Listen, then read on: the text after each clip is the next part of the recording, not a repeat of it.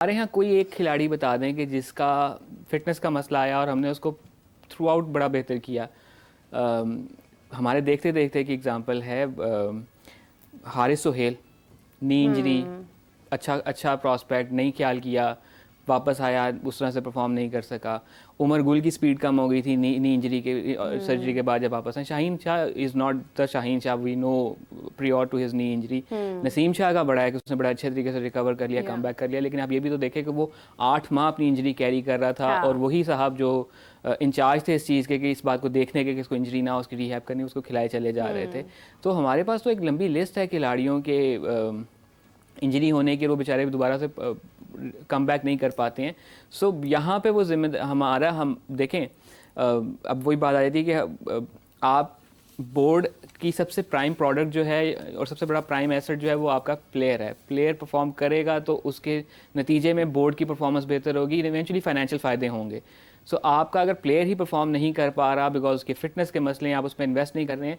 शाहीन शाह अफरीदी का केस हमने जितने बुरे तरीके से ट्रीट किया वो हमारे सामने है कि एक आपके पास जनरेशनल टैलेंट है और आपने उसको उसके ओन पे छोड़ दिया कि ठीक है वो खुद ही जाके आमिर जमाल को आपने ऐड किया हुआ है और आप इज लाइक क्वेश्चन स्टिल के वो ठीक हैं या नहीं है। देखिए इंजरीज होती हैं, आपने खेलना है तो आपको इंजरीज होनी है। वाहिद हल इंजरी से बचने का यही है कि आप खेलें ना, बट स्टिल आपको कुछ ना कुछ हो सकता है, दरवाजा लग सकता है पाँव में, कुछ भी हो सकता है। Injury is a reality. हम जैसे हो तो चलते फिरते ऐसी चक्कर आ जाते हैं, ठीक है। मैं तो मतलब दूर कोई चीज़ पड़ी हो तो उधर से गुजरते जाके लग जाता हूँ। तो इंजरीज हो जाती हैं, मसले होते हैं, बट देखना ये है कि फिर जिन्होंने इंजरी को मैनेज करना है, इंजरी को ठीक करना है, रीहैब करवाना है, क्या वो अपना काम ठीक से कर रहे हैं, वहाँ पे क्वेश्चन मार्क है और वो सदा का है। अच्छा अजलान, अगर हम मैच की बात करें तो असल मज़ा तो हमेशा पाकिस्तान वर्सेस इंडिया का ही होता है।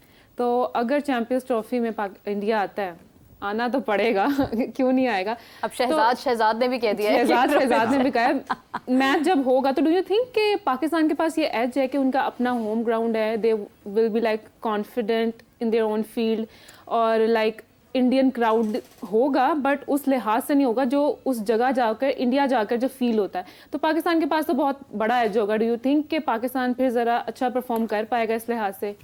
देखें, होम एडवांटेज तो डेफिनेटली होगा एंड ये पहला मौका होगा कि पाकिस्तान एक आईसीसी इवेंट में इंडिया के खिलाफ होम ग्राउंड पे खेल रहा होगा, तो बिल्कुल डिफरेंट स्टोरी होगी। हमने इंडिया के खिलाफ आईसीसी इवेंट्स में इंडिया में जाके काफ़ी खेला हुआ है, लेकिन पाकिस्तान में पहला मौका होगा, तो that will be interesting thing. Yes, home ground का एडवांटेज होगा, बट आप ये देखें ना कि अगर इस वक्त ऑन पेपर देखा जाए तो इंडिया की टीम बहुत बेहतर है। गो के उनको श्रीलंका ने फंसा लिया था अभी वनडे सीरीज़ में रिसेंटली, और फिर हमें भी शायद उसी मॉडल पे काम करना होगा कि उसकी किसी किस्म की टीम हम बनाएं कि जो उनको वहाँ पे फंसा ले on a given day. Definitely जो पाकिस्तान इंडिया का मैच मुझे जो फील होता है हमेशा से वो ये कि वो आपके स्किल सेट से ज़्यादा ना आपकी प्रेशर हैंडलिंग का मैच होता है। हमसे 120 पे 120 नहीं बने थे प्रेशर हैंडल करने की सिचुएशन की अगर बात की जाए।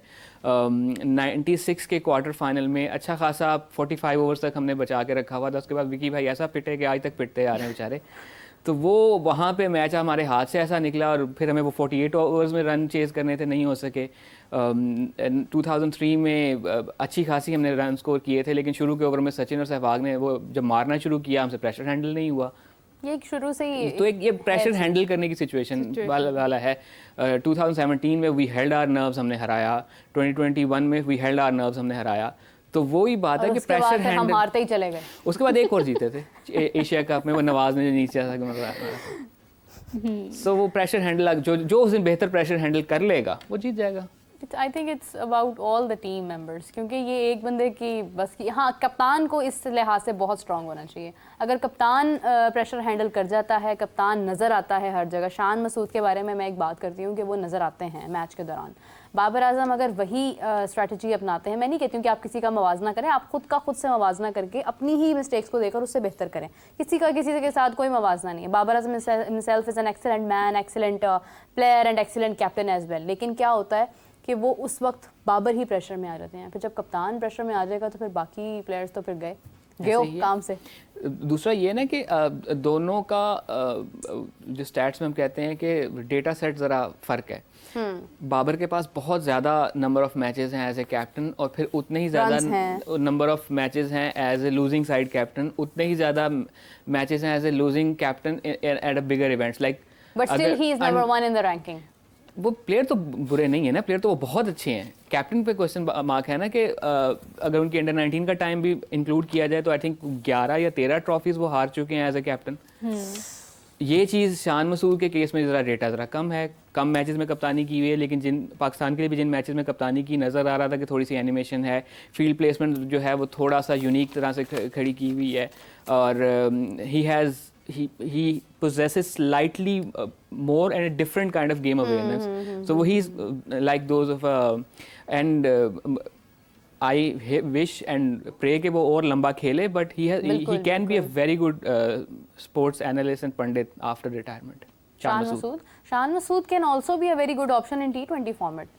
कल हाफिज साहब और मैं डिस्कस कर रहे थे, और हाफिज साहब मुझे कहते हैं कि आपको शायद याद नहीं है कि शान मसूद ने तो T20 में भी बहुत अच्छा खेला हुआ है। हम लेबल लगा देते हैं, highest run scorer in 2022 world cup for Pakistan. तो हम लेबल लगा देते हैं ना प्लेयर्स पे कि नहीं ये टेस्ट का ही है, ये वहाँ का ही है, ये यहाँ का ही है।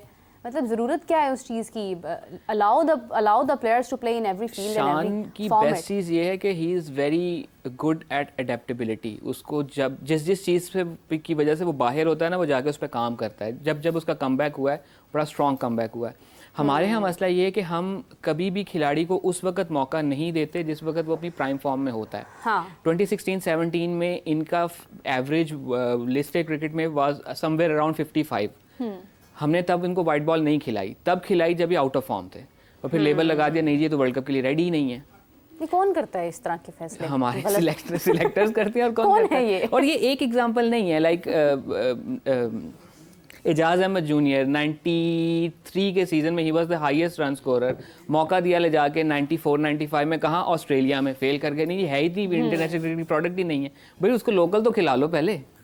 अच्छा, in terms of ranking Babar has always been on top, और बासित अली जो हैं उन्होंने भी क्रिटिसाइज़ किया आईसीसी की रैंकिंग को, कि क्वेश्चन किया बेसिकली, क्रिटिसाइज़ भी किया काइंड ऑफ कि बाबर हमेशा टॉप पे हैं, तो वो टॉपर ही रहते हैं तो उनकी परफॉर्मेंस पर कोई ध्यान नहीं देता। फॉर्म में नहीं भी आ रही है, परफॉर्मेंस ख़राब भी जा रही है, तो एटलीस्ट इज इन टॉप, तो किसी को कोई फिक्र ही नहीं है। देखें आईसीसी जो रैंकिंग है ना, वो तो मुझे शायद कभी कभी फील होता है कि उन्होंने एमआरएफ से चूँकि पैसे लिए हैं, तो इसलिए उनको हर बुध को रिलीज़ करनी होती है, ठीक है, because it's a sponsored thing. And ICC का रैंकिंग का जो फॉर्मूला है, आई डोंट थिंक कि वो 2004 के बाद दोबारा रिविजिट हुआ है। उसमें फ्लॉज हैं, उसी फ्लॉड सिस्टम के तहत हम टेस्ट में भी नंबर 1 बने, हमारी नंबर 1 रैंकिंग ख़त्म भी हुई, वनडे में भी नंबर 1 बने, हमारी रैंकिंग ख़त्म भी हुई। हमारे खिलाड़ी जो हैं वो रैंकिंग में काफ़ी अरसे से आ रहे हैं, लाइक रिजवान रहे, बाबर आजम रहे, शाहीन रहे, बाबर आजम, ऑल 3 फॉर्मेट्स उनकी रैंकिंग काफ़ी बेहतर रहती है। बट उसका नुकसान ये है ना कि ranking is a good to have, कि ठीक है बुध वाले दिन रैंकिंग आई, आपने देखी, आपने बड़ा एंजॉय किया जी हमारा खिलाड़ी, उसका स्कोर बोर्ड पे असर नहीं होता। नंबर 1 रैंक बैट्समैन जब बैटिंग करने आता है, उसके स्कोर कार्ड पे 0 ही लिखा हुआ होता है जब तक वो स्कोर नहीं बनाता है। ऐसा नहीं है कि जी नंबर 1 रैंक बैट्समैन है, लिहाजा इसकी रैंकिंग के जितने पॉइंट्स हैं ना वो अभी से दे दो इसको लाइक वो शुरू 100 से करेगा, शुरू उसने 0 से ही करना है। मतलब आप देखें, हम यूएसए से हारे हुए हैं, हम इंडिया से 120 रन ना बना सके, हम एक सुपर 8 के मरहले से पहुंचने से पहले ही हम बाहर आ गए हैं, और वहाँ खबरें क्या चल रही हैं, रिजवान रैंकिंग में नीचे आ गए। रैंकिंग में नीचे आगे रैंकिंग का अपने अचार डालना है, आप मैचेस हार रहे हैं। ओवर द इयर्स हमारा मसला ये रहा है ना कि हमने मीडियोक्रेसी को ना सिर्फ प्रमोट किया, हमने उसको सेलिब्रेट करना भी शुरू कर दिया। हम इन चीज़ों पे खुश हो गए कि जी इंडिविजुअली उसने फास्टेस्ट टू स्कोर 50 रन, भाई वो fastest score 50 run, good, okay, शाबाश, वेरी वेल डन, बट हम उसका ओवरऑल मैक्रो लेवल पे आप देखें ना असर क्या हो रहा है। हाँ। हम इन्हीं चीज़ों पे खुश हैं कि देखें जी उसने जनाब दोपहर के वक्त बैटिंग करते हुए सबसे ज़्यादा रन बनाए हुए हैं। धूप में वो जब देखें हवा में नमी ज़्यादा होती है ना, तब उससे ज़्यादा अच्छी बैटिंग कोई नहीं करता। ठीक है, अब नमी ले आओ कहीं से, ठीक है, बट वो कोई मिल गया, कुदरत का निज़ाम तो आता है, कुदरत का निज़ाम, ठीक है। हमारा मीडियोक्रेसी को सेलिब्रेट करने का अंदाज़ा इस चीज़ से लगाएं कि हमारा हमसाया मुल्क अपने मेडल सेलिब्रेट कर रहा था कि हमारी फलाने ने ब्रॉन्ज जीत लिया, फलाने ने सिल्वर जीत लिया, until and unless Arshad Nadeem वाला एपिसोड आया, हम किस चीज़ को सेलिब्रेट कर रहे थे जी, अपनी हीट में वो 6ठे नंबर पे आई। भाई ओवरऑल देखो वो 26वें नंबर पे थी। गुड ऑन अच्छा, हर नहीं। के वो बगैर किसी फैसिलिटीज़ के वो बच्ची बेचारी जो है वो 6ठे नंबर पे भी आ गई, बट अब हम सब सेलिब्रेट कर रहे हैं अर्शद नदीम को, वेरी गुड, ज़बरदस्त। लेकिन कोई उन 6 की जिम्मेदारी नहीं ले रहा जो बेचारे अगले राउंड में भी नहीं जा सके। और वो जो जा ही नहीं सके हैं। अच्छा, कोई मिल गया फिल्म थी, उसमें वो जादू था ना एक, वो जो धूप कहता था, तो वो आपको याद है उसमें एक मैच हुआ था जिसमें वो धूप आती है तो वो जीतने लगते हैं, ऊंची ऊंची छलांगे मारने लगे। मैं कहती हूँ कोई ऐसा जादू हमें भी मिल जाए, हम वहाँ पे जाएं। धूप तो वैसी रहती है लाहौर में और पाकिस्तान में, तो कोई जिस तरह जादू हो जाए। कोई जादू हो जाए।